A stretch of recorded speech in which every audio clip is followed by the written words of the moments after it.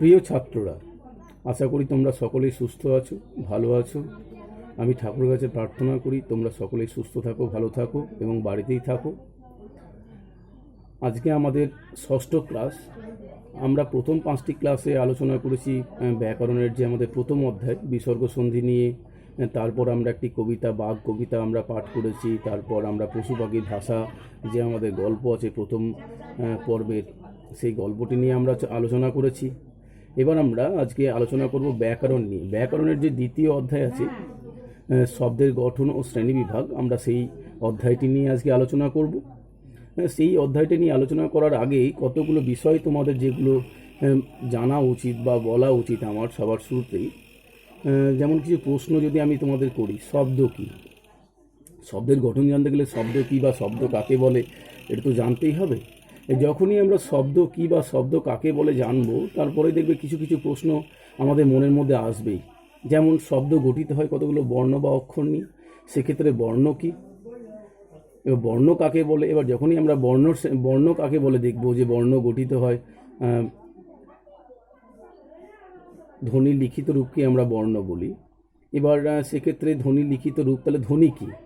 এবার এই বিষয়গুলো অটোমেটিক, ধ্বনি কত প্রকারের হয়, এই বিষয় প্রশ্নগুলো আজকে অটোমেটিক আমাদের মনের মধ্যে আসবে এবং আমরা সেই প্রশ্নগুলি নিয়েই আজকে আলোচনা করব। এবং তারপর আমাদের যে অধ্যায়ে আছে শব্দের গঠন, অর্থাৎ শব্দকে কয় ভাগে ভাগ করা যায় বা কয় ভাগে কীভাবে ভাগ করা যেতে পারে, যেমন সেগুলো আমরা দেখব। যে শব্দকে উৎপত্তিগতভাবে বা ব্যুৎপত্তিগতভাবে ভাগ করা যায়, শব্দকে গঠন অনুযায়ী ভাগ করা যায়, আবার শব্দকে অর্থগত দিক থেকেও ভাগ করা যায়। আমরা এই বিষয়গুলি নিয়েই আজকের এই ক্লাসে আলোচনা করব। এবং এই যে অধ্যায়টি আছে আমরা চেষ্টা করব অধ্যায়টি অন্তত 3 থেকে 4টি ক্লাসের মধ্যে দিয়ে সম্পূর্ণ করার, এবং যতটা আমাদের বোধগম্য হয় ঠিক সেভাবেই আমরা এই অধ্যায়টি আমরা আলোচনা করব। এবার আসা যাক, যেহেতু আমাদের অধ্যায়ের শিরোনাম শব্দের গঠন ও শ্রেণীবিভাগ, আমরা প্রথমেই আসি শব্দ বলতে আমরা কি বুঝি।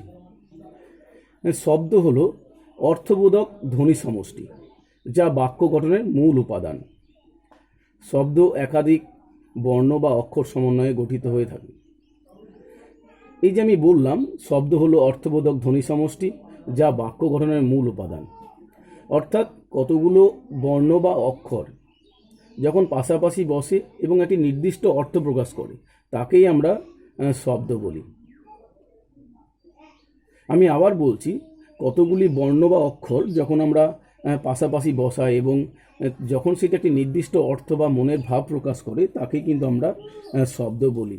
যেমন কিশলয় একটি শব্দ আছে, বা পরিবেশ একটি শব্দ আছে, বা মানব একটি শব্দ। এইগুলো সবই শব্দ। দেখো, এই শব্দগুলো যদি আমরা বিশ্লেষণ করি তাহলে দেখব আমরা কতগুলো বর্ণ পাই বা অক্ষর পাই, যেগুলো পাশাপাশি বসেছে এবং একটি নির্দিষ্ট অর্থ প্রকাশ করছে। এই শব্দ কাকে বলে বলতে গিয়ে দেখো, আমরা একটা উচ্চারণ করলাম কিছুক্ষণ আগেই, বর্ণ বা অক্ষর। এই বর্ণ বা অক্ষর বিষয়টি কি? এই বর্ণ বা অক্ষর বিষয়টি কিভাবে শব্দ তৈরি করছে, এই বিষয়টি আমরা দেখলাম যে কতগুলো বর্ণ বা অক্ষর পাশাপাশি বসে এবং একটি শব্দ তৈরি করে। এটা তো আমরা বুঝলাম যে শব্দ এইভাবে গঠিত হয়। কিন্তু বর্ণ কি? বর্ণ হলো ধ্বনির লিখিত রূপ। ধ্বনির লিখিত রূপ। ধ্বনি বলতে কি বুঝি? ধ্বনি বলতে বুঝি যা আমরা মুখ দিয়ে উচ্চারণ করি বা যা আমাদের মুখবিভরের সাহায্যে উচ্চারিত হয় এবং আমরা যেটা কান দিয়ে শুনি, সেটাই কিন্তু ধ্বনি। এবং সেই ধ্বনির লিখিত রূপই হচ্ছে বর্ণ বা অক্ষর। এবার ধ্বনি কাকে বলে যদি আমরা দেখি, তাহলে ধ্বনিকে যদি বিশ্লেষণ করি, ধ্বনি হলো শব্দ বা পদের ক্ষুদ্রতম অংশ। শব্দ বা পদের ক্ষুদ্রতম অংশ। এক কথায় যদি বলতে হয়, যা আমরা মুখ দিয়ে উচ্চারণ করি বা যা আমরা কান দিয়ে শুনি, তাকেই ধ্বনি বলা হয়। এরকম ধ্বনি সাধারণত 2 প্রকারের হয়। কি কি? স্বরধ্বনি এবং ব্যঞ্জন ধ্বনি। এই স্বরধ্বনি বিষয়টি কি এবং ব্যঞ্জনধ্বনি বিষয়টি কি একটু বলে নিই। যদিও আমাদের পাঠ্যসূচিতে সেভাবে বলা নেই, দেখবে বইয়ে ধ্বনি বলা আছে এবং ধ্বনিগুলি 2 রকমের হয় বলা আছে। এবার যদি আমরা একটু দেখি স্বরধ্বনি কি। স্বরধ্বনি হচ্ছে যে সকল ধ্বনি মুখবিভর থেকে অবাধে অন্য কোনো সাহায্য ব্যতীতই স্পষ্টভাবে উচ্চারিত হয়। অর্থাৎ যে সকল ধ্বনিগুলি কোনো রকম সাহায্য ব্যতীতই মুখবিবরের সাহায্যে উচ্চারিত হয় স্পষ্টভাবে, তাদেরকে আমরা বলি স্বরধ্বনি।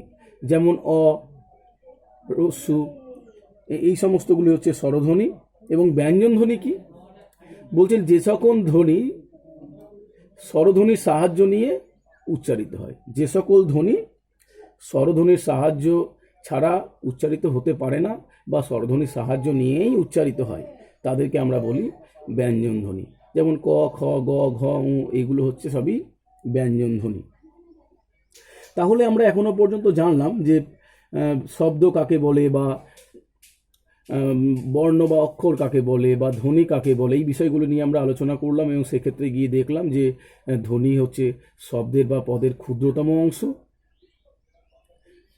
যেটা আমরা মুখ দিয়ে উচ্চারণ করি বা আমরা কান দিয়ে শুনি, সেগুলোকে আমরা ধ্বনি বলি। তারপরে আমরা কি জেনেছি?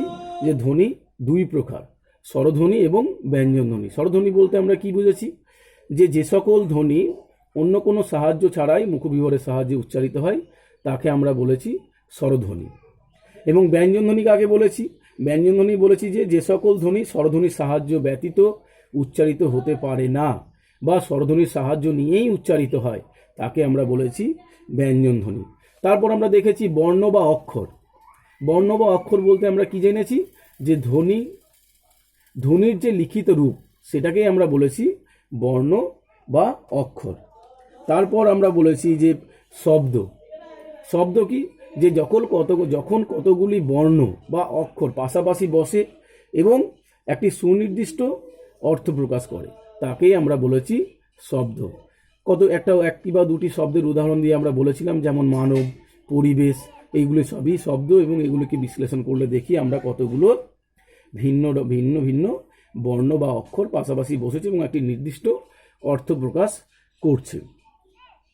তাহলে এখনো পর্যন্ত এই বিষয়গুলি নিয়ে আমরা আলোচনা করলাম। এবার আমাদের যে পাঠ্যসূচির মূল বিষয় শব্দের গঠন, সেই প্রসঙ্গে আমরা আসব। শব্দের গঠন এবং যে শ্রেণীবিভাগ, সেটা বলতে গেলে আমরা প্রথমে শ্রেণীবিভাগ নিয়েই আলোচনা করব, যে শব্দকে কয় ভাগে মূলত ভাগ করা যায়। আমরা যদি শব্দ সম্পর্কে একটু গভীরভাবে আলোচনা করি, তাহলে দেখব যে শব্দকে মূলত তিনটে আঙ্গিকে ভাগ করা যায়। সেই তিনটি আঙ্গিক কি কি? এক হচ্ছে উৎপত্তিগতভাবে বা ব্যুৎপত্তিগতভাবে, যেটাকে আমরা বলি উৎস। কোথা থেকে শব্দটি মূলত এসেছে সেই দিক থেকে যদি বিশ্লেষণ করি বা উৎপত্তিগতভাবে যদি বিশ্লেষণ করি, তাহলে আমরা দেখব শব্দ 5 প্রকারের হয়। কি কি? তৎসম শব্দ, অর্ধতৎসম শব্দ, তদ্ভব শব্দ, দেশি শব্দ এবং বিদেশি শব্দ। মূলত এই যে 5 প্রকার, এই 5 প্রকার হচ্ছে উৎপত্তিগতভাবে শব্দের শ্রেণীবিভাগ। এই প্রসঙ্গে আমাদের খুব বেশি ষষ্ঠ শ্রেণীতে জানার প্রয়োজন নেই, এগুলো আমরা গিয়ে সপ্তম শ্রেণীতে পড়ব। এবং আমাদের দ্বিতীয় যে ভাগ এবং তৃতীয় যে দুটো ভাগ আছে, সেই দুটো ভাগ নিয়ে আমরা মূলত আমাদের ষষ্ঠ শ্রেণীর আলোচ্য বিষয়, যে শব্দের গঠন অনুযায়ী এবং অর্থগত দিক থেকে শব্দের শ্রেণীবিভাগ। গঠন অনুযায়ী শব্দকে আমরা দুভাগে ভাগ করতে পারি। গঠন অনুযায়ী আমরা শব্দকে দুভাগে ভাগ করতে পারি। প্রথম ভাগ কি? মৌলিক শব্দ, এবং দ্বিতীয় ভাগ হলো যৌগিক শব্দ বা সাধিত শব্দ। আমরা মৌলিক শব্দ কি বা সাধিত শব্দ কি, এই বিষয়গুলি নিয়ে আজকে ক্লাসে মূলত আলোচনা করব। এবং মৌলিক শব্দ সম্পর্কে বলতে গেলে বা যৌগিক শব্দ সম্পর্কে বলতে গেলে আমরা জানি যে এইগুলো মূলত শব্দের গঠন অনুযায়ী শব্দের শ্রেণীবিভাগ। এবার আমরা আলোচনা করব মৌলিক শব্দ বলতে আমরা কি বুঝি। মৌলিক যে শব্দটি, মূলত এই মৌলিক শব্দ মানেই আমরা জানি যে এটা একটি ইউনিক প্রকৃতির, অর্থাৎ যাকে আর ভাঙা যায় না বা বিশ্লেষণ করা যায় না। যদি আমরা তারপরেও সেটাকে ভাঙি বা বিশ্লেষণ করি, তাহলে তার আর কোনো নির্দিষ্ট অর্থ থাকবে না, বা সেই শব্দটি একটি নির্দিষ্ট অর্থ প্রকাশ করবে না বা অর্থবোধক হবে না। এই যে ধরনের শব্দগুলো আছে, এগুলোকে আমরা বলি সাধারণত মৌলিক শব্দ। এবার যদি আমরা মৌলিক শব্দকে একটু সংজ্ঞায়িত করি বা সংজ্ঞার রূপ দিই, তাহলে বিষয়টি কেমন দাঁড়াবে? মৌলিক শব্দকে যদি আমরা সংজ্ঞা বলতে যাই, তাহলে দাঁড়াবে যে শব্দকে বিশ্লেষণ করলে আর শব্দ পাওয়া যায় না, তাকে আমরা মৌলিক শব্দ বলি। খুব সহজ এবং সংক্ষিপ্তভাবে বলা যায়, যে শব্দকে বিশ্লেষণ করলে আর কোনো শব্দ পাওয়া যায় না তাকে আমরা মৌলিক শব্দ বলি। এটাকে যদি একটু বিশ্লেষণ করি তাহলে বিষয়টা ঠিক এরকম দাঁড়ায়, অর্থাৎ যে শব্দকে ভাঙলে আর কোনো অর্থসঙ্গতিপূর্ণ শব্দ পাওয়া যায় না, যে শব্দকে ভাঙলে বা বিশ্লেষণ করলে আর কোনো অর্থসঙ্গতিপূর্ণ শব্দ পাওয়া যায় না তাকেই আমরা মৌলিক শব্দ বলি। এবার যদি একটু উদাহরণ সহযোগে বিষয়টিকে ব্যাখ্যা করি তাহলে ঠিক কেমন দাঁড়াবে, যেমন আমি একটা শব্দ বলি, মৌলিক শব্দ গোলাপ। এই গোলাপ শব্দটিকে যদি আমরা ভাঙি তাহলে দেখবো আর এর কোনো নির্দিষ্ট অর্থ আমরা পাবো না। বা নাক, বা লাল, বা নীল, এই যে মৌলিক শব্দগুলি আছে এই সমস্ত শব্দগুলি মৌলিক শ্রেণীর শব্দ, এবং এই শব্দগুলোকে যদি আমরা ভাঙি তাহলে বা বিশ্লেষণ করি তাহলে আর কোনো নির্দিষ্ট অর্থসঙ্গতিপূর্ণ শব্দ এক্ষেত্রে আর পাওয়া যাবে না।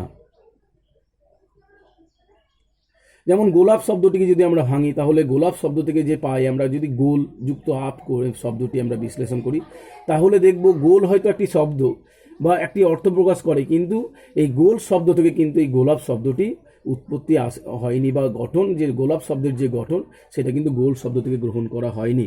তাই আমাদের অনেকে মনে প্রশ্ন আসতেই পারে যে গোলাপ শব্দটিকে স্যার যদি আমরা বিশ্লেষণ করি গোল যুক্ত আপ, এটা তো স্যার আমরা করতেই পারি না। এক্ষেত্রে বিষয়টি মাথায় রাখতে হবে যে এই যে গোলাপ শব্দটি যেভাবে গঠিত হয়েছে তার যে গঠনের রূপ, সেক্ষেত্রে গোলাপ শব্দটি কোথা থেকে কিভাবে গৃহীত হয়েছে বা কিভাবে এসেছে, উৎপত্তি হয়েছে, তাহলে সেক্ষেত্রে আমরা লক্ষ্য করব যে গোলাপ শব্দটি কিন্তু গোল শব্দ থেকে আসেনি। এরপর আমাদের যে দ্বিতীয় ভাগটি আছে সেটা হচ্ছে সাধিত শব্দ। এই সাধিত শব্দ কি? ঠিক মৌলিক শব্দের একটু যদি বিপরীত ধর্মীভাবে আমরা আলোচনা করি, সাধিত শব্দ হচ্ছে যে সমস্ত শব্দকে ভাঙলে বা বিশ্লেষণ করলে অর্থসঙ্গতিপূর্ণ শব্দ পাওয়া যায় তাকে আমরা বলি সাধিত শব্দ। মূলত মৌলিক শব্দ থেকেই বিভিন্ন ব্যাকরণ সিদ্ধ প্রক্রিয়ায় এই সাধিত শব্দ গঠিত হয়। তাহলে আমরা মৌলিক শব্দে দেখলাম যে শব্দকে ভাঙলে বা বিশ্লেষণ করলে কোনো নির্দিষ্ট অর্থসঙ্গতিপূর্ণ শব্দ আর পাওয়া যায় না, কিন্তু সাধিত শব্দের ক্ষেত্রে দেখছি কি যে অর্থসঙ্গতিপূর্ণ শব্দ আমরা পাচ্ছি। একটু যদি উদাহরণ সহযোগে বলি, যেমন কয়েকটি শব্দ আপাদ মস্তক, বা ডাক্তারবাবু, বা বিত্তবান, এই শব্দগুলি যদি আমরা একটু ভাঙি বা বিশ্লেষণ করি তাহলে দেখব আপাদ মস্তক। এই শব্দটি যদি বিশ্লেষণ করি তাহলে আপাদ একটি আলাদা শব্দ যার একটি নির্দিষ্ট অর্থ আছে, এবং মস্তক অর্থাৎ মাথা, এরও একটি নির্দিষ্ট অর্থ আছে। তাহলে এবার আমরা একটু চেষ্টা করব যৌগিক সাধিত শব্দকে একটু যদি আমরা সংজ্ঞা দেওয়ার চেষ্টা করি তাহলে দাঁড়াবে যে শব্দকে বিশ্লেষণ করলে অর্থসঙ্গতিপূর্ণ ভিন্ন একটি শব্দ পাওয়া যায় তাকেই আমরা বলি সাধিত শব্দ। অর্থাৎ যে শব্দকে ভাঙলে বা বিশ্লেষণ করলে অর্থসঙ্গতিপূর্ণ ভিন্ন শব্দ পাওয়া যায় তাদেরকে আমরা বলি সাধিত শব্দ। এই সাধিত শব্দগুলো সাধারণত মৌলিক শব্দ থেকেই গৃহীত হতে হয়েছে এবং ব্যাকরণ সিদ্ধ প্রক্রিয়া গৃহীত হয়েছে। এবার আমাদের যে সাধিত শব্দ যেগুলো আছে বা সাধিত শব্দের যে শ্রেণীবিভাগ যদি আমরা করি তাহলে সাধিত শব্দকে আমরা দেখব যে মূলত দুই ভাগে ভাগ করা যায়। কি? একটা হচ্ছে জোর বাঁধা সাধিত শব্দ, এবং দ্বিতীয় হচ্ছে শব্দখণ্ড বা শব্দাংশ জুড়ে সাধিত শব্দ। এই জোর বাঁধা সাধিত শব্দগুলি কি? যে যখন দুই বা দুইয়ের বেশি শব্দ জুড়ে একটি সাধিত শব্দে রূপান্তরিত হয় তাকে আমরা বলি জোর বাঁধা সাধিত শব্দ। কি বলছি? যখন দুই বা দুইয়ের বেশি শব্দ জুড়ে একটি সাধিত শব্দে রূপান্তরিত হয়। এগুলি কি কেমন হয় দেখা যাক। যেমন দশানন, বিদ্যালয়, বাগাড়ম্বর, তেলে ভাজা, পটল তোলা, এগুলো কিন্তু সবই হচ্ছে জোর বাঁধা সাধিত শব্দ। এই জোর বাঁধা সাধিত শব্দগুলোকে আবার দুভাগে ভাগ করা যায়। কি সেই দুটি ভাগ? প্রথম ভাগ হচ্ছে শব্দ দুটি সন্ধি হয়েছে এমন সাধিত শব্দ, যে সন্ধির মাধ্যমে যুক্ত হয়েছে এমন শব্দ। আর দ্বিতীয় হচ্ছে শব্দ দুটি সন্ধি হয়নি অথচ যুক্ত হয়ে সাধিত শব্দ তৈরি হয়েছে এমন। এবার দেখা যায় প্রথম ভাগের একটা যদি উদাহরণ বলি, সন্ধি হয়েছে এমন সাধিত শব্দ দশানন। দশানন শব্দটিকে যদি আমরা সন্ধি বিচ্ছেদ করি তাহলে ঠিক কেমন দাঁড়াবে? দশ যুক্ত আনন।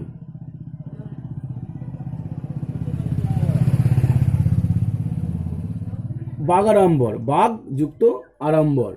এই সমস্ত যেগুলো যে উদাহরণগুলি আমি দিয়ে আলোচনা করলাম, এগুলো হচ্ছে সন্ধি মাধ্যমে সাধিত শব্দ গঠিত হয়েছে। আর সন্ধি হয়নি এমন সাধিত শব্দের উদাহরণ যদি আমরা বলি তাহলে যেমন তেলে ভাজা।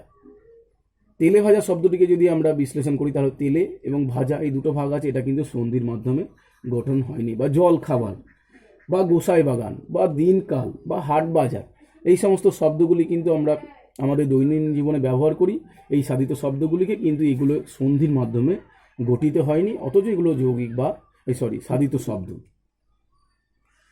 এবার আমরা যদি একটু দেখি যে দ্বিতীয় যে প্রকারভেদটি আছে, আমরা দেখলাম প্রথম ভাগ জোর বাঁধা সাধিত শব্দ, এবং দ্বিতীয় ভাগ বলেছিলাম শব্দ খণ্ড বা শব্দাংশ জুড়ে সাধিত শব্দ। কেমন হয় এগুলো? শব্দের সঙ্গে বা ধাতুর সঙ্গে শব্দাংশ বা খণ্ড জুড়ে একটি সাধিত শব্দে রূপান্তরিত হয়। বলছে শব্দের সঙ্গে বা ধাতুর সঙ্গে শব্দাংশ বা খণ্ড জুড়ে একটি সাধিত শব্দে রূপান্তরিত হয়। এগুলো দুই প্রকার। কি? শব্দের সঙ্গে শব্দাংশ জুড়ে সাধিত শব্দ, আবার শব্দের সঙ্গে বা ধাতুর সঙ্গে শব্দাংশ জুড়ে সাধিত শব্দ।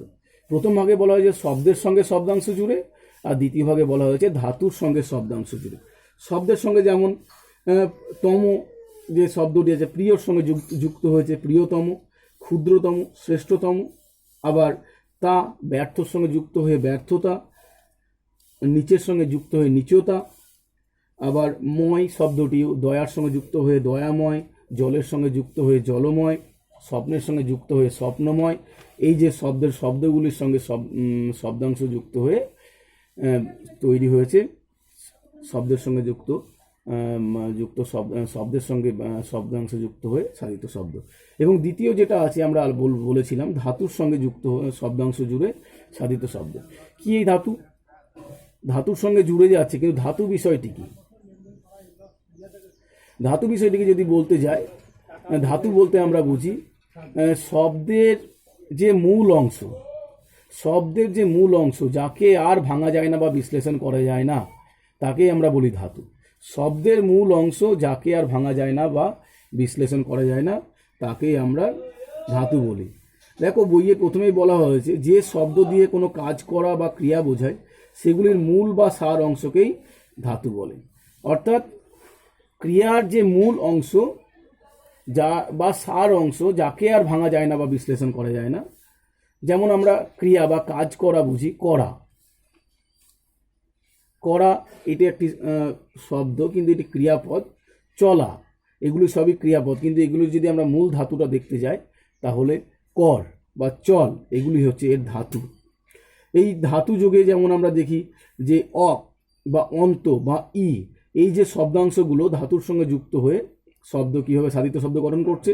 যেমন অক এই যে শব্দাংশটি দৃশ ধাতুর সঙ্গে যুক্ত হয়ে দর্শক, পট ধাতুর সঙ্গে যুক্ত হয়ে পাঠক। আবার অন্ত শব্দাংশটি ফুট ধাতুর সঙ্গে যুক্ত হয়ে ফুটন্ত, জল ধাতুর সঙ্গে যুক্ত হয়ে জ্বলন্ত, ডুব ধাতুর সঙ্গে যুক্ত হয়ে ডুবন্ত। ঠিক এইভাবেই সাধিত শব্দগুলো গঠন করছে। অর্থাৎ আমরা দেখলাম যে গঠন অনুযায়ী শব্দ মূলত দুই প্রকার। কি সেটা আমরা জেনেছি, মৌলিক শব্দ এবং সাধিত শব্দ। এই মৌলিক শব্দকে আমরা জেনেছি যে সমস্ত শব্দগুলিকে ভাঙলে বা বিশ্লেষণ করলে আর কোনো অর্থসঙ্গতিপূর্ণ শব্দ পাওয়া যায় না সেগুলোকে আমরা মৌলিক শব্দ বলেছি। যেমন গোলাপ, নাক, লাল, নীল, এই সমস্ত শব্দগুলি সবই হচ্ছে মৌলিক শব্দ, মৌলিক প্রকৃতির শব্দ। এরপর আমরা দ্বিতীয় যে বিষয়টি নিয়ে আলোচনা করেছিলাম সেটি হচ্ছে সাধিত শব্দ। এই সাধিত শব্দগুলি কি না, যেগুলোকে ভাঙলে বা যে সমস্ত শব্দগুলিকে ভাঙলে বা বিশ্লেষণ করলে অর্থসঙ্গতিপূর্ণ শব্দ আমরা পেয়ে থাকি সেগুলো হচ্ছে সাধিত শব্দ। এবার এই সাধিত শব্দকে আমরা উদাহরণ দিয়ে বলেছিলাম আপাদ মস্তক, যেখানে আপাদ এবং মস্তক দুটো ভিন্ন অর্থ প্রকাশ করে এবং এই শব্দগুলি সাধারণত মৌলিক শব্দ প্রকৃতি, যেগুলো ব্যাকরণ সিদ্ধ উপায়ে যুক্ত হয়ে সাধিত শব্দ গঠন করেছে। তারপর আমরা দেখেছিলাম সাধিত শব্দকেও দুভাগে ভাগ করা যায়, যথা জোর বাঁধা সাধিত শব্দ এবং শব্দখণ্ড বা শব্দাংশ জুড়ে সাধিত শব্দ। এবং জোর বাঁধা সাধিত শব্দের আমরা দেখেছিলাম দুটি উপায়ে গঠিত হয়। প্রথম উপায়ে বলেছিলাম যে সন্ধিবদ্ধভাবে গঠিত হয়েছে এমন সাধিত শব্দ যেখানে আমরা দশানন, বাগাড়ম্বর এই শব্দগুলি বিশ্লেষণ করে বোঝানোর চেষ্টা করেছিলাম। এবং দ্বিতীয় যে ভাগটি দেখেছিলাম যে যেগুলোর মধ্যে সন্ধি হয়নি অথচ সাধিত শব্দ গঠিত হয়েছে, সেগুলি কি কি একটু উদাহরণ দিয়ে আমরা বলেছিলাম তেলে ভাজা, পটল তোলা, হাট বাজার, জল খাবার, এই সমস্ত শব্দগুলি যদি আমরা একটু বিশ্লেষণ করি তাহলে দেখব যে এগুলির মধ্যে কোনো সন্ধি হয়নি। তারপর আমরা দ্বিতীয় যে ভাগটি আছে সাধিত শব্দের, সেক্ষেত্রে আমরা লক্ষ্য করেছিলাম যে শব্দখণ্ড বা শব্দাংশ জুড়ে সাধিত শব্দ। এক্ষেত্রেও এরও দুটি উপায়ে সম্পূর্ণ হয়, সেটা আমরা দেখেছিলাম। প্রথম ভাগে আমরা বলেছিলাম শব্দের সঙ্গে শব্দাংশ জুড়ে সাধিত শব্দ হচ্ছে, সেক্ষেত্রে যে শব্দাংশগুলি তম বা ময় বা তা এইগুলো এই শ্রেণীর শব্দাংশগুলি দিয়ে কিভাবে শব্দের সঙ্গে যুক্ত হয়ে শব্দ গঠিত হচ্ছে, সাধিত শব্দ তৈরি হচ্ছে, সেগুলো গঠিত হচ্ছে, সেগুলো আমরা আলোচনা করেছিলাম। তারপর আমরা বলেছিলাম যে দ্বিতীয় যে ভাগটি আছে ধাতুর সঙ্গে শব্দাংশ জুড়ে সাধিত শব্দ, সেক্ষেত্রেও আমরা আলোচনা করেছি ধাতু কি, যে ক্রিয়ার যে মূল অংশ যাকে আর ভাঙা যায় না বা বিশ্লেষণ করা যায় না তাকেই আমরা ধাতু বলেছিলাম। এই ধাতুর সঙ্গে শব্দাংশ জুড়ে যে সাধিত শব্দ গঠিত হচ্ছে সেগুলো নিয়ে আমরা আলোচনা করেছিলাম। অর্থাৎ আজকের এই যে আমাদের ক্লাসটি আমরা করলাম, এখনো পর্যন্ত সেই ক্লাসে আমরা দেখেছি কি কি বিষয় নিয়ে আলোচনা করলাম। আমরা প্রথমে বলেছিলাম শব্দ বলতে আমরা কি বুঝি, তারপর শব্দ কাকে বলে বলতে গিয়ে আমরা পেয়েছিলাম বর্ণ বা অক্ষর বলতে আমরা কি বুঝি সেটা নিয়ে আলোচনা করেছি। তারপর বর্ণ বা কি সেক্ষেত্রেও আলোচনা করতে গিয়ে আমরা ধ্বনি প্রসঙ্গে এসেছিলাম, ধ্বনির প্রকারভেদ নিয়ে আলোচনা করেছি। এবং তারপর যে গঠন অনুযায়ী শব্দের শ্রেণীবিভাগ দুই ভাগে ভাগ করেছি সেটা নিয়ে আলোচনা করেছি। এবং তাছাড়াও আমরা আজকে ক্লাসেই জেনেছি যে উৎপত্তিগতভাবে বা ব্যুৎপত্তিগতভাবে শব্দকেও 5 ভাগে ভাগ করা যায়, সেগুলো নিয়ে আমরা একটু বলেছিলাম সংক্ষিপ্তভাবে। তারপর আজকে আমরা যে বিষয়টি নিয়ে আলোচনা করলাম গঠন অনুযায়ী শব্দের মূলত 2 ভাগ, মৌলিক শব্দ বলতে আমরা কি বুঝি, সাধিত শব্দ বলতে আমরা কি বুঝি, এবং সাধিত শব্দের যে প্রকারভেদ সেগুলো বিভিন্ন উদাহরণ সহযোগে আমরা একটু আলোচনা করার চেষ্টা করেছি। আজকের এই যে এই ক্লাস আশা করি তোমরা বাড়িতে বারবার পড়েছো চ্যাপ্টারটি। যদি বারবার এই অধ্যায়টি অধ্যয়ন না করো তাহলে কিন্তু এটা বুঝতে একটু অসুবিধা হবে। খুব সহজ চ্যাপ্টার, বোধগম্য, আশা করি সবাই বুঝতে পারবে। এবং বারবার বাড়িতে এই অধ্যায়টি পড়বে, পড়ার পর এই যে আজকের ক্লাস নেওয়া হলো এই ক্লাসটি শুনলে আশা করি সবার বোধগম্য হবে। যদিও এর পরেও তোমাদের কিছু বুঝতে অসুবিধা হয় তাহলে অবশ্যই আমি তোমাদের বারবার বলেছি তোমরা কমেন্টে গিয়ে লিখবে, তাহলে যাতে আমি পরবর্তী ক্লাসে তোমাদের যে অসুবিধা বা সুবিধা হচ্ছে সেগুলো নিয়ে আমি আলোচনা করতে পারি।